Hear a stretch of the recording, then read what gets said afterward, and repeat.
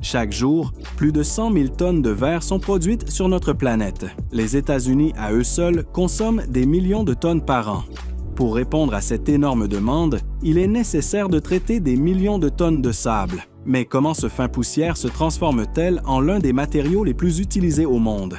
Dans cette vidéo, nous découvrirons comment le verre est fabriqué en faisant fondre du sable de silice. La civilisation moderne ne pourrait pas vivre sans lui. Cette merveille de l'ingénierie est partout. Elle fait partie intégrante des bâtiments, des automobiles et des smartphones. Bien qu'il semble fragile, il peut être étonnamment résistant. Lorsqu'il est renforcé, il peut supporter des températures extrêmes, des pressions élevées et même des impacts violents. Grâce à sa résistance incroyable, le verre est l'un des matériaux les plus utilisés dans la construction. Mais ce n'est qu'en l'an 3000 avant Jésus-Christ que le verre a été découvert accidentellement par les anciens Égyptiens. Le verre s'est formé lorsqu'ils ont chauffé du sable de silice avec du carbonate de sodium près d'un feu. Ce mélange a produit une substance vitreuse de manière accidentelle. Au début, le verre était principalement utilisé comme ornement sous forme de bijoux et de petits amulettes. Mais à la fin du 19e siècle, les verriers ont créé quelque chose de spectaculaire. Un verre lumineux et translucide. À cette époque, la production de verre était un processus compliqué et coûteux. Le verre était fabriqué dans de grands fours et versé sur des surfaces planes, mais le processus était lent, inefficace et produisait de nombreuses imperfections. Tout a changé en 1959, lorsqu'Alastair Pilkington a inventé le procédé de verre flotté. Ce système permet de fabriquer du verre plat de manière continue, en faisant flotter le verre fondu sur une couche d'étain liquide. Grâce à cette innovation, il a été possible de produire du verre parfaitement lisse et transparent à grande échelle et à faible coût. Mais comment obtient-on le sable de silice? Cette fine poussière est l'une des ressources les plus abondantes sur Terre. Mais tout le sable n'est pas adapté à l'extraction de la silice. Dans certains endroits, comme dans les grandes mines du Brésil, les dépôts se trouvent dans des veines de roches dures à plusieurs centaines de mètres sous terre. La seule façon de l'extraire est avec un camion chargé d'explosifs. L'équipe fore 11 mètres pour placer les charges à l'intérieur de la roche. Leur arme principale est le nitrate d'ammonium mélangé avec du carburant, puissant et facile à placer. Pour s'assurer qu'il explose, chaque charge de 60 kg est mélangée avec 2,5 kg d'un explosif puissant. Lorsque tout est prêt, le chef donne l'ordre de faire sauter. Après l'explosion, les roches de sable sont libérées et, une fois la poussière retombée, les opérateurs entrent en action avec leurs pelleteuses. Avec plusieurs pelleteuses et camions de charge, le sable est collecté. En peu de temps, des milliers de tonnes peuvent être extraites. Le minéral est transporté à l'usine de traitement, où le sable de silice sera raffiné pour un usage industriel. C'est là que commence le processus de purification. La poussière contient des impuretés comme des argiles et des matériaux organiques qui doivent être éliminés. C'est pourquoi elle est transportée dans de grands réservoirs de lavage où elle est mélangée avec de l'eau chaude pour séparer les particules indésirables. Après ce lavage initial, le sable passe par un processus de séchage. Dans d'énormes sécheuses, la poussière est soumise à des températures élevées pour éliminer l'humidité et les petites impuretés restantes. Une fois sec, il est chargé dans des sacs d'1 tonne et envoyé à l'usine de verre. C'est la plus grande usine de verre des États-Unis et chaque semaine, elle reçoit plus de 5000 tonnes de sable de silice. D'énormes silos stockent les ingrédients fondamentaux du verre. Chaque jour, plus de 700 tonnes métriques sont introduites dans le processus. Avec le sable, on mélange du carbonate de sodium, du bicarbonate de calcium. Ces composants modifient la structure du sable de silice, diminuent son point sèche de fusion et permettent au mélange de fondre plus facilement. Le carbonate de calcium est utilisé pour améliorer la résistance du verre. On ajoute un ingrédient magique, du verre restant de l'eau précédent. L'incorporation de verre recyclé accélère le processus de fusion.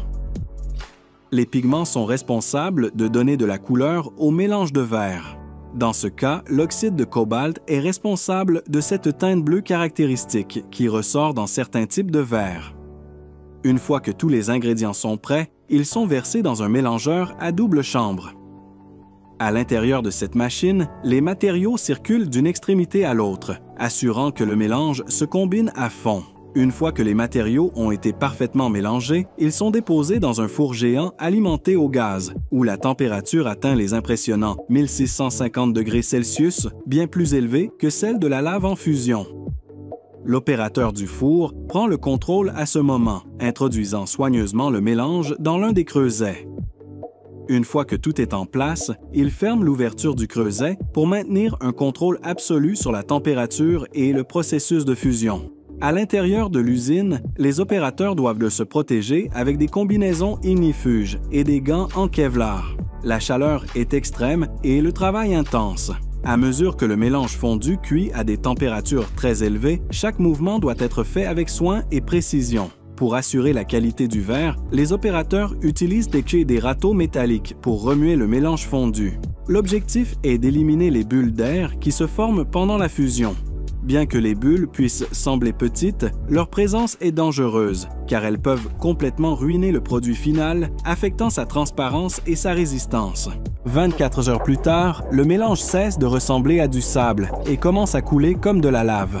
Ce qui brille au fond des fours est du verre liquide, une masse visqueuse qui a atteint la température et la consistance parfaite. Pendant les heures suivantes, le verre reste fondu, permettant à tout gaz restant dans le mélange de s'échapper, assurant que le matériau soit aussi pur que possible. Les 12 creusets du four ont la capacité de contenir différentes couleurs de verre fondu. Chacun de ces creusets peut manipuler jusqu'à 270 kg de verre liquide, permettant une grande variété de produits et de couleurs dans la production. Lorsque le verre est prêt, l'équipe agit rapidement. Les travailleurs extraient le verre fondu et brillant des creusets. N'ayant que quelques secondes pour agir, ils doivent le transférer rapidement jusqu'à la table de mélange. Le verre est maintenu en mouvement constant pour éviter qu'il ne refroidisse de manière inégale, ce qui pourrait affecter sa qualité. Le processus est si précis et rapide que tout retard pourrait entraîner un verre défectueux, avec des points froids ou des imperfections.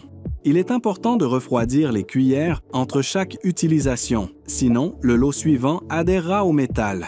Ces cuillères varient en taille et peuvent le contenir entre 2 et 18 kg de verre fondu. Pour créer une seule couleur, on verse parfois jusqu'à 5 cuillères différentes ou à la fois. Et c'est là que le véritable art entre en jeu. Sur la table de mélange, la magie opère. L'opérateur prend une masse incandescente et la mélange habilement, en utilisant une fourche en acier. Des années d'expérience et un bon œil sont nécessaires. Trop mélanger produit des couleurs ternes. La clé est d'obtenir la combinaison parfaite.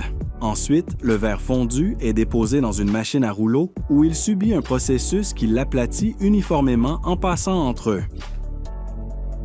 Ces rouleaux spécialisés exercent la pression nécessaire pour que le verre s'étire et s'aplatisse en une feuille fine et uniforme.